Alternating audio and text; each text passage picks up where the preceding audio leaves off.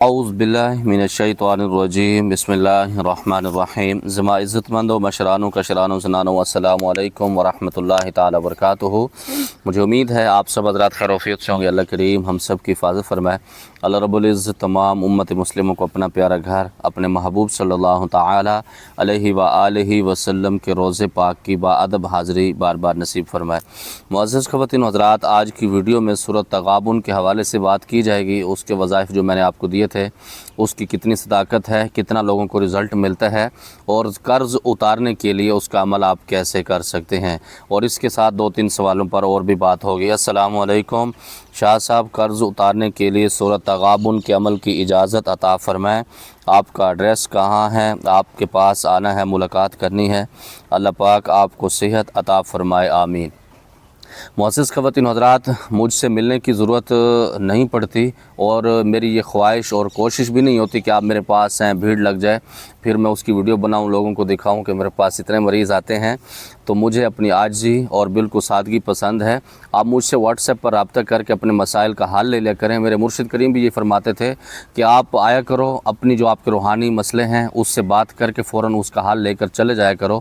یہ نہیں کہ آپ ہماری خانقاہ پر یا ہمارے مدرسے کے اندر پڑے رہیں اور آپ سمجھیں کہ ہم مرشد کی خدمت کر رہے ہیں، تو یہ چیزیں پسند نہیں ہیں۔ آپ واٹس ایپ پر بھی اپنے مسائل حل، میں یہ سمجھتا ہوں کہ کسی کا انتظار کرنا، کسی کے پاس جا کے بیٹھنا بڑا مشکل کام ہوتا ہے، پھر پیسے لگا کر جانا۔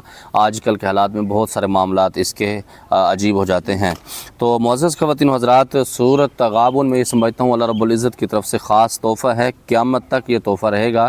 جو بندہ اس کے اوپر عمل کرے گا انشاءاللہ دنیا آخرت کے اندر کامیاب رہے گا۔ اور میں ہمیشہ اسی لیے کہتا ہوں کہ جتنے میرے وظائف ہوتے ہیں میرے بزرگوں کے، اسی لیے کہتا ہوں کہ دنیا آخرت بن جاتی ہے، یا وہ قرآن پاک سے ہوتے ہیں یا حدیث مبارکہ کے اندر سے وہ وظائف دیے جاتے ہیں۔ جب آپ اس کو پڑھ رہے ہوتے ہیں، آپ کی دنیا بھی بن رہی ہوتی ہے اور آخرت کے طور پر آپ کے پاس ذخیرہ اکٹھا ہو رہا تھا۔ تو اس لیے کہتا ہوں کہ آپ اس کو وہ کیا کریں۔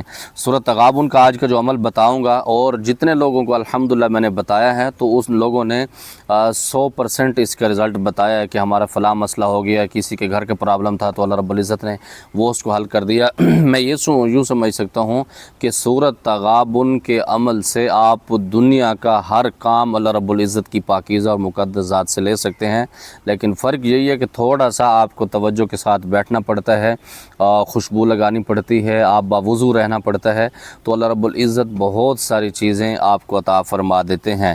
اگر خدا نخواستہ کسی کے اوپر قرض چڑھ جائے، اور قرض ایک ایسی لعنت ہے، انسان کسی کو منہ دکھانے کے قابل نہیں رہتا، معاشرے کے اندر باہر نکلنے کے قابل نہیں رہتا۔ یہ بہت سارے لوگوں کے ساتھ ایسے معاملات ہو جاتے ہیں۔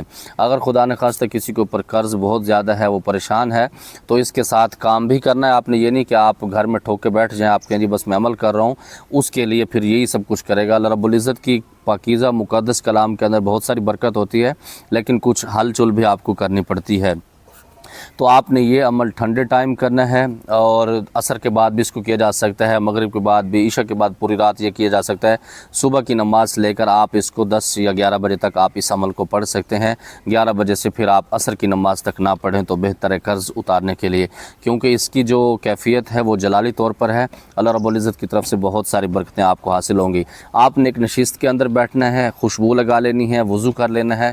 اس سے پہلے اگر ہو سکے تو 2 رکعت نفل پڑھ کے اللہ رب العزت سے چند منٹ کی دعا کے اندر خاص طور پر آپ رو لیں، اللہ رب العزت سے مانگیں کہ یا اللہ، یہ جو میں وظائف پڑھ رہا ہوں اس کی برکت سے میرے جو قرض ہیں وہ ختم فرما، اور میرے لیے بہتری اور سکون دہ زندگی نصیب فرما۔ اس کے بعد آپ نے 3 مرتبہ درود ابراہیمی پڑھنا ہے۔ پڑھنے کے بعد آپ نے 111 مرتبہ سورۃ تغابن کی آخری 2 آیات پڑھنی ہیں۔ پڑھنے کے بعد آپ نے ایسے ہاتھوں پر پھونک مار کے اپنے اوپر دم کر لینا ہے۔ آخر میں پھر آپ نے 3 مرتبہ درود ابراہیمی پڑھنا ہے، پاؤں تک ایسے پھونک مار لینا ہے۔ اس کے ساتھ کوئی بھی میٹھی چیز آپ سامنے رکھ سکتے ہیں، برفی رکھ سکتے ہیں، یہ چینی اپنے سامنے رکھ سکتے ہیں، اس کے اوپر دم کر کے روزانہ اپنی حسب توفیق کوئی بھی میٹھا بنا لیں۔ اس کے اندر تھوڑی سی تکلیف آپ کو ہوگی، مثال کے طور پر آپ چینی رکھتے ہیں، اس سے کھیر بنانی ہے یا دلیا بنانا ہے، تھوڑا سا ٹائم لگے گا، لیکن جو ٹائم اس کے اوپر لگے گا انشاءاللہ وہ ٹائم آپ کا قیمتی بنے گا۔ وہ دلیا، وہ کھیر آپ بچوں کے اندر تقسیم کریں۔ یہ عمل صرف آپ نے 1 مہینہ کرنا ہے، اور اس کے ساتھ روزانہ کی بنیاد پر 10 20 30 روپے کسی فقیر کو دے دیں۔ اگر آپ کے معاملات بہت زیادہ ہیں اور آپ پیسے والے ہیں، آپ کے اوپر قرضہ چڑھ گیا ہے، ہے, जिसको कहते हैं कि कारोबार बिजनेसमैन जो होता है, तो उनके ऊपर ये मामलात हैं, तो वो अपना सदका बढ़ा देंगे, वो 10-20 से काम ना चलाएं। ये सिर्फ जो बिल्कुल लो कंडीशन के लोग होते हैं, जिसको हम कहते हैं कि आम रूटीन में नॉर्मल इंसान, तो उनके लिए अमल बता रहा हूँ। अगर आपके मामला ज़्यादा संजीदा हैं तो अपना सदका बढ़ा दें, चीनी की मिकदार बढ़ा दें। बढ़ाने के बाद आप वो अमल करें, 1 महीने तक मुसलसल आप इसको करें, छुट्टी नागा बिल्कुल ना करें।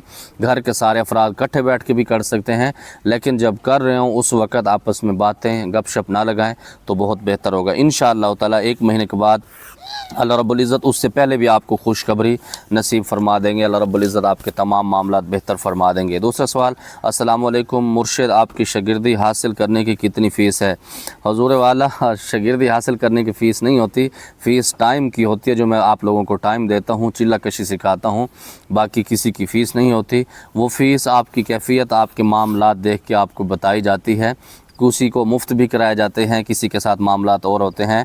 भाईजान, कुछ लोग जिन पर ही ट्रांसफ़र करते हैं, इसका हकीकत क्या है? द टूल बकवास थे, इस पर एक वीडियो भी मैंने बनाई हुई है। जिन और पर ही ट्रांसफ़र हो जाती हैं, लेकिन करने वाले लोग बहुत कम हैं। शोख्तबाज बहुत ज़्यादा बैठे होते हैं जो लोग आपको बेवकूफ़ बनाते हैं। सर आप कितनी फ़ीस लेते हैं बता दें। वीडियो में नहीं बताता, आप पर्सनल में रब्ता करें तो आपको बता देंगे। अस्सलाम वालेकुम उस्ताद जी, क्या आप हमें अपना शागिर्द बनाएंगे? आपको नहीं बनाएंगे तो किसके बनाएंगे? यहाँ इसीलिए बैठे हुए हैं कि लोगों की खिदमत करें, अल्लाह रब्बुल इज़्ज़त की मखलूक की खिदमत करें और साथ में उनसे दुआएं भी लें। मुझे उम्मीद है जो सवालों पर बात हुई, अल्लाह रब्बुल इज़्ज़त सही तरह अमल करने की तौफीक नसीब फरमाए। ख़ास तौर पर जो अमल आपको बताया है कर्ज़ उतारने के हवाले से, अल्लाह रब्बुल इज़्ज़त आपको इस्तिक़ामत नसीब फरमाए। अल्लाह रब्बुल इज़्ज़त दुनिया आखिरत के आपके मसले हल फरमाए। अल्लाह रब्बुल इज़्ज़त तमाम उम्मत मुस्लिमों को आपस में मोहब्बत इत्तफ़ाक़ के साथ रहने की तौफीक नसीब फरमाए। ज़मात पारा ख़ास दुआ का खुदाई पामान। अस्सलामु अलैकुम।